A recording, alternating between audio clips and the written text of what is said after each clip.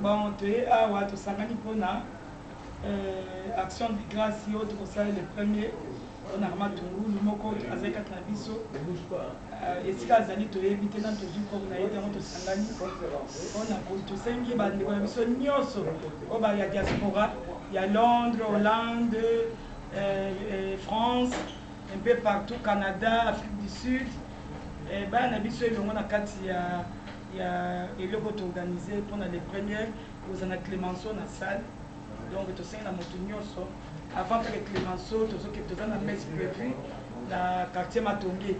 Mais ces années, on a 15 heures, au sein de la Matongué, dans Saint-Boniface plutôt. Rue de la Paix. Oui, donc, tout ça, on a Matongué, Boya, na 15 heures. Mais c'est à 15 heures, mais on a mieux que Matongué se base à la 14h30. Pour la chose à la peine à Nathan pour une fois parce que après cérémonie où il y a besoin de ce qui dans l'église pour la messe donc le 1er octobre ça sera un samedi, le samedi 1er octobre tout le monde a besoin surtout dans l'église Saint-Boniface pour la chose célébrer mémoire il y a Nicolas Bisso Armand Oyo un grand combattant.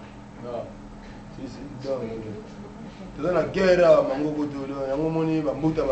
tu as la bagarre pour l'armée Tungulu. Donc tu es dans le chapitre armée, armée bagarre, nous continuons toujours. Bagarre armée civilité. Donc on invite ma frère, on a vu surtout un politicien, un parti politique, tout confondu ou opposition. Oh, tout bagarre si ma avait Chichi. Parce que si tu n'es pas avec derrière Chichi, tu n'es pas. Donc tu es contre Armand Tungulu, ça veut dire que tu es contre le peuple. Donc volonté Armand Lingaki, ça veut dire yo Lingaki no ngote. Yango moni biso to ya pour mobiliser ma frère na biso to bosani Armand Tungulu te. To bengi sibino sur le premier, ezali samedi. Samedi on a to bengi tous les Congolais na église. To za na grande messe, il y a danger. Yango on a première soir to za na salle moko to inviter tous les frères na biso ba Congolais, ba ya ba participer na messa. Tokabola moi vers moko d'amitié pour la Armand Tungulu et puis pour la révolution où ils approchent pour la Congo. Yango to bengi sibino. Lobi bokomo na déjà ba combattre ba kopantana na Bruxelles mobimba na Matonge ba port de Nami ba XL ba kozana ba cahier cotisation bo ba ba parlophone de gauche à droite to kozala wana sur le terrain pour to senga maba de 3 euros 5 euros parce que combat oyo to za na mbongo te to za na soutien na bino za peuple Congo. Tant to senga bino bo luka moyen bo contribuer yango wana moni to sangani awa po to mobiliser bandeko na biso nyonso samedi biso nyonso to kotelema pour la mémoire ya Armand Tungulu ingeta bambuta na komba papa Chichi na komba ba combattant ya Molenbeek na komba ba combattant ya Bruxelles ingeta to tondele bandeko courage et honneur, justice, force et justice.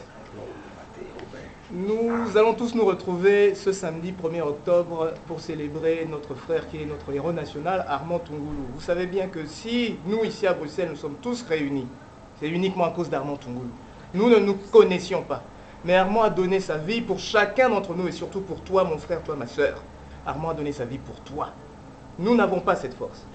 Donc tout ce que nous pouvons faire, c'est témoigner notre amour vis-à-vis de son acte. Son acte qui a soulevé tout un pays, qui a même remis notre père de la nation, Étienne Tshisekedi, en selle. Sans Armand, il n'y a rien de tout ça. Je pense que tout le monde le sait.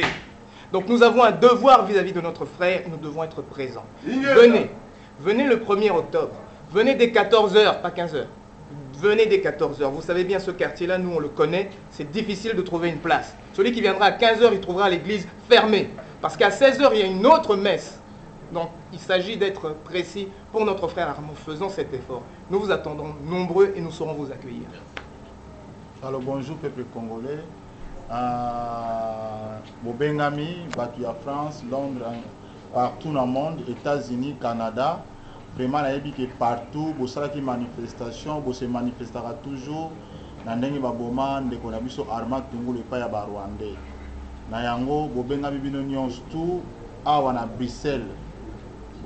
Depuis Armand Koufa, une année, bapesa biso nouvelle na yeka kufaka le 2 yango moni le premier bato nyonso bosengami bobengami tozala ensemble à Bruxelles pour tokosala messe ndenge bandeko mosusu balobi intila obakisa baparole ebele nasi conscience ya moko na moko esalama mawa eza na kati ya motema tose manifeste yango toya ensemble toya tosala église tosambela mpona ndeko na biso Armand amonanaka susu te.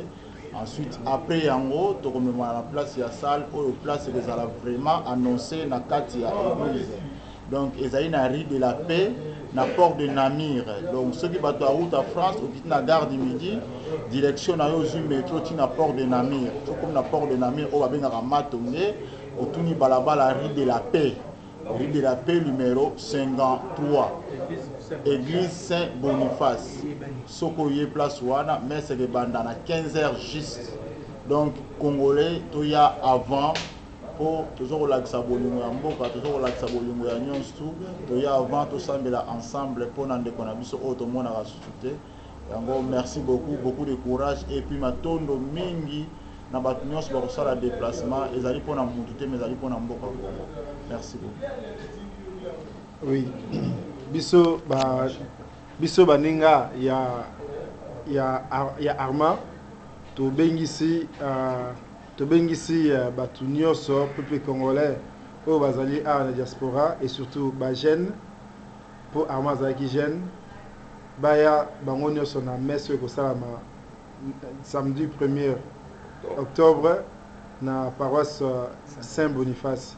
Kuna ekozala ba abbé bakozala pe bakosala messe wana na ba pasteur pe bakozala.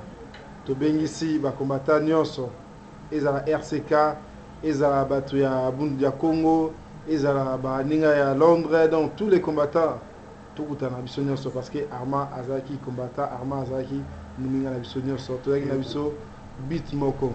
Donc na bengisi bato nyonso oyo baza na France bazali na Londres baza na Hollande, Allemagne, donc nyonso ata Irlande, partout, Liège, tout biso soto kutana kuna mpona kokanisa moninga na biso. Merci. Bonjour.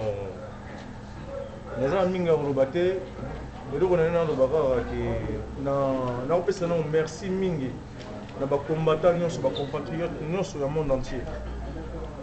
Kobanda na nord, sud, est, ouest, na monde entier, tout le monde a imaginé bien au Boussaï pour nous faire une mission à Ramatongo. Et donc on a fait bien en tout cas merci mingi na o nous Boussaï pour nous. Pour l'instant biso bino pe baninga Ramatongo ti lelo tozana matanga. Si lelo oyo tozana nous na matanga na to mona ebembe na moninga na biso te na to mona esika bakunda masa na biso te to yebite o to ti lelo oyo biso. Vraiment, c'est rarement, vous allez toujours dans matanga. Alors, ça fait une année en Ouizoko. Les deux Oyo, et ça fait une année que Banda Arma, tout le monde a reçu Armaté. Alors, il y a un peu de salama, mais c'est mon boye. On a des combattants, nous surtout, il y a le monde entier. Oh, nous sommes à mon compatriotes, nous sommes au Bunda, la cause de tous les langues, tout le temps, nous sommes les premiers, samedi les premiers. On a, mais c'est, il y a Massanabiso. Ingeta. Merci beaucoup. Non.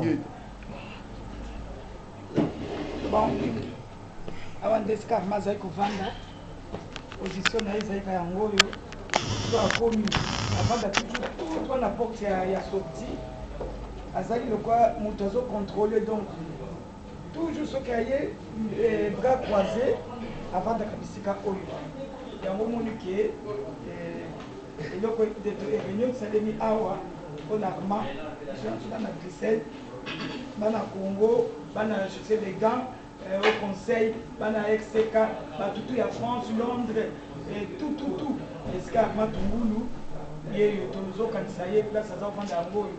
Merci beaucoup matondo ndeko komoni place etikali vide mais espoir etondami na place ya Armand, elika ezali na place ya Armand, bongwani ya Congo ezali na place ya Armand moko te azanga ingeta.